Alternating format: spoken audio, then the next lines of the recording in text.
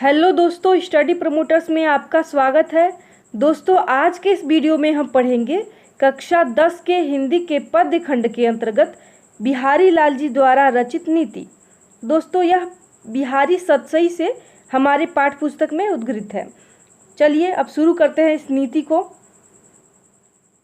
इस दोहे में बिहारी लाल जी एक ही राज्य में दो राजाओं के शासन से उत्पन्न होने वाले कष्टों का वर्णन करते हुए लिखते हैं कि दुसह दुराज प्रजानुको क्यों न बढ़े दुख दंदु और अधिक अधेरो जग करत मिल मावस रवि चंदु। दुसह दुराज प्रजानुको, दुसह अर्थात असहनीय और दुराज अर्थात दोहरा शासन। वे लिखते हैं कि एक ही देश में दो राजाओं के शासन से प्रजा के दुख और संघर्ष अत्यधिक बढ़ जाते हैं और ठीक उसी प्रकार बढ़ जाते हैं अधिक अधेरो जग करत मिल मावस रवि चंदु। वे कहते हैं कि दोहरे शासन से प्रजा उसी प्रकार दुखी हो जाती है जिस प्रकार अमावस्या की रात्रि में सूर्य और चंद्रमा एक ही राशि में पड़कर एक ही राशि में मिलकर संसार को गहन अंधकार से परिपूर्ण कर देता है। अर्थात अमावस्या की रात्रि में सूर्य और चंद्रमा जब एक ही राशि में पड़ता है तो संसार में गहर अंधकार छा जाता है। उसी प्रकार जब एक ही राज्य में दो राजाओं का शासन होगा तो दोनों राजाओं के भिन्न भिन्न आदेश, नियम, नीतियों के बीच में प्रजा फंस जाती है और उसमें उसी प्रकार पिसती है जैसे गेहूं दो चक्की के बीच में फंस जाता है। और आगे वे लिखते हैं कि बसै बुराई जा सुतन ताहि कौशन मानु और भलो भलो कही छोड़िए खोटे ग्रह जपदानु। बसै बुराई जा सुतन। वे कहते हैं कि जिसके तन में बुराई बसती है अर्थात जो व्यक्ति बुरा है अर्थात जिसके हृदय में बुराई निवास करती है ताहि कौशन मानु, और इस संसार में उसी की प्रतिष्ठा होती है क्योंकि यदि वह बुरा है और बुराई छोड़ भी देता है तब भी लोग उससे डरते हैं और यही संसार का नियम है। और भलो भलो कही छोड़िए खोटे ग्रह जपदानु। और कहते हैं कि जो अच्छे ग्रह हैं अर्थात जो अच्छे लोग हैं, पहले ग्रह का ही देख लेते हैं। वे कहते हैं कि जो अच्छे ग्रह है उसे अच्छा है कहकर लोग छोड़ देते हैं, किंतु जो शनि, राहु, मंगल, केतु आदि जो खोटेपन ग्रह हैं उनके खोटेपन के कारण ही उनका पूजा अर्चना करते हैं कि यह शांत रहें और उनके जीवन में कोई अशांति नहीं फैलाए। ठीक उसी प्रकार ही जो बुरा व्यक्ति है उससे मनुष्य डरता है, यह संसार डरता है और उसके बुराई के कारण ही उसकी मान प्रतिष्ठा होती है और उसको लोग मान सम्मान देते हैं। और जो अच्छे व्यक्ति हैं, जो अच्छे स्वभाव के व्यक्ति हैं, उनको कहते हैं कि अच्छा है और ये कह के छोड़ देते हैं। चलिए अब अगले पंक्ति में देखते हैं वे क्या लिखते हैं। इस दोहे में कवि मनुष्य और नल के जल की स्थिति एक समान बताते हुए लिखते हैं कि नर की अरु नर नीर की गति एकै करि जोई और जे तो नीचे होए चले ते तो ऊंचे होए। नर अर्थात मनुष्य, अरु अर्थात इच्छाएं और नल नीर अर्थात नल का पानी। वे कहते हैं कि नर की अरु नर नील की गति एकै करि जोई। बिहारी लाल जी कहते हैं कि मनुष्य की स्थिति बिल्कुल नल के पानी के समान है। अर्थात जिस प्रकार नल का जल जितना नीचे की ओर चलता है और उसमें उतना ही ऊंचा पानी चढ़ता है अर्थात पानी के स्तर में उतना ही बढ़ोतरी होती है, ठीक उसी प्रकार जे तो नीचे होए चले ते तो ऊंचे होए। ठीक उसी प्रकार व्यक्ति जितना नम्रता पूर्वक आचरण करता है, जितना नम्र होकर चलता है, उतनी ही उसकी श्रेष्ठता बढ़ती है और उसका संसार में मान सम्मान दिन प्रतिदिन बढ़ता जाता है। और वे आगे लिखते हैं बढ़त बढ़त संपत्ति सलीलु मन सरोज बढ़ जाए और घटत घटत सु न फिरी घटे बरु समूल कुम्हिलाए। बढ़त बढ़त संपत्ति सलीलु, संपत्ति सलीलु अर्थात संपत्ति रूपी जल और मन सरोज, सरोज अर्थात कमल और मन अर्थात मन रूपी कमल। वे कहते हैं, बिहारी लाल जी कहते हैं कि बढ़त बढ़त संपत्ति से लीलू मन सरोज बढ़ जाए। कहते हैं कि जब मनुष्य का संपत्ति रूपी जल बढ़ता है तो उसका मन रूपी कमल भी बढ़ जाता है। अर्थात जैसे मनुष्य के पास धन बढ़ने लगता है वैसे वैसे उसकी इच्छाएं भी बढ़ने लगती हैं। परंतु घटत घटत सु न फिरी घटे बरु समूल कुम्हिलाए।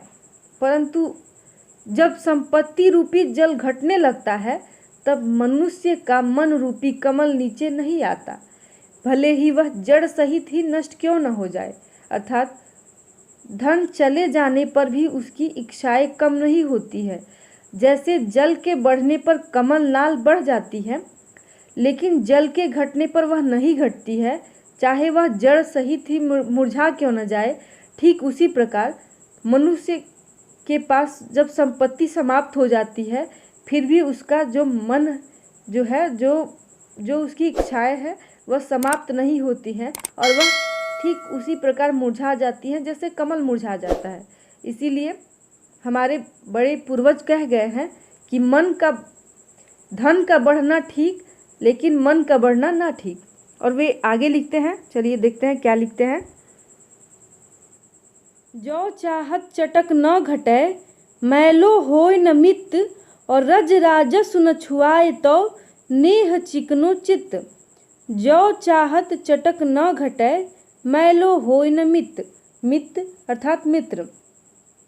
बिहारी लाल जी कहते हैं कि हे मित्र, यदि तुम चाहते हो कि मित्रता का चटकीलापन फीका न पड़े, चटक अर्थात चटकीलापन, कहते हैं कि तुम चाहते हो कि मित्रता का चटकीलापन फीका न पड़े और मित्रता यथावत बनी रहे और उसके स्नेह से चिकने हुए चित्त में रजोगुण रूपी धूल का स्पर्श न कराओ। रज राजस न छुआए तो नेह चिकनो चित्त। रज अर्थात धूल और राजस्व अर्थात रजोगुण और नेह अर्थात प्रेम। वे कहते हैं कि तो तुम चाहते हो यदि कि मित्रता यथावत बनी रहे तो उसके स्नेह से चिकने हुए चित्त में अर्थात उसके स्नेह से चिकने हुए हृदय में रजोगुण रूपी धूल का स्पर्श न कराओ, क्योंकि धूल तेल लगी वस्तुओं पर आसानी से चिपक जाता है और उसे गंदा कर देती है। उसी प्रकार गर्व, क्रोध, अभिमान आदि रजोगुण का प्रभाव मित्रता को मलिन बना देती है। और वे आगे लिखते हैं कि बुरो बुराई जो तजे तो चित खरो डरात और ज्यो निकलंक मयंक लखी गनय लोग उत्पात। बुरो बुराई जो तजे,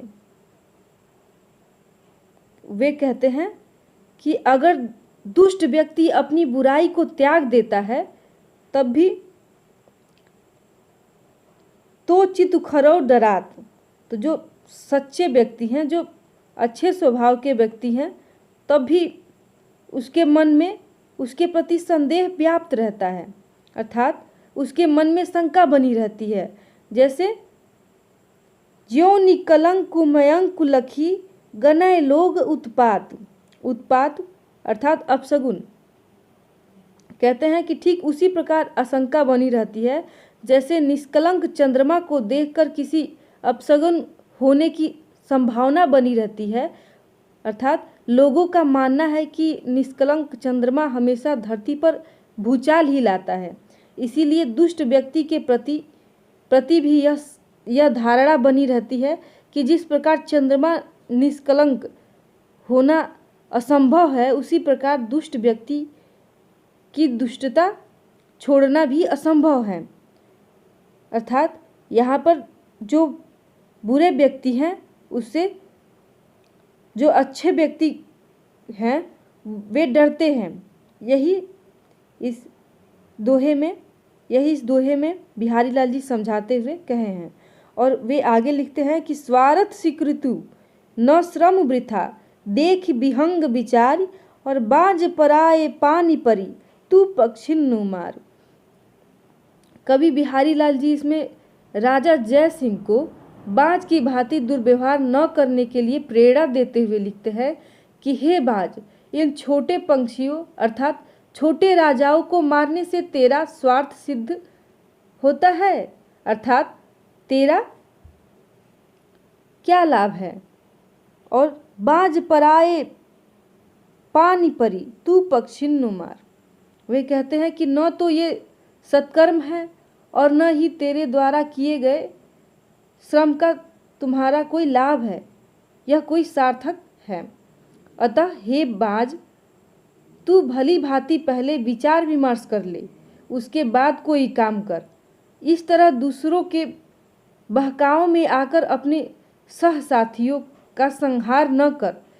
अर्थात यहाँ पर बिहारी लाल जी राजा जय सिंह को बाज रूपी पंछी बताते हुए कहते हैं कि तू औरंगजेब के कहने पर अपने पक्ष के हिंदू राजाओं पर आक्रमण करके उनका संहार मत कर, क्योंकि तेरे परिश्रम का फल तुझे न मिलकर औरंगजेब को प्राप्त होता है।